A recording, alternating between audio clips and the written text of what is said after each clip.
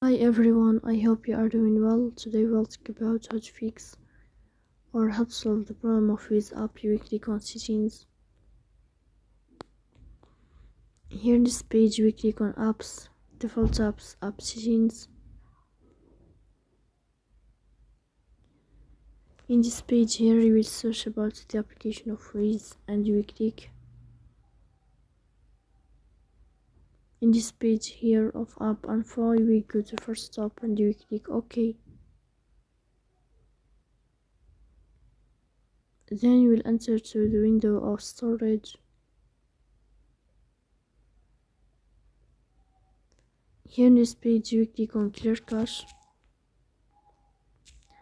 In the end you will turn off your phone and you will wait a moment to restart your phone again to fix that problem. So please don't forget to support us, bell icon, subscribe. See you next time.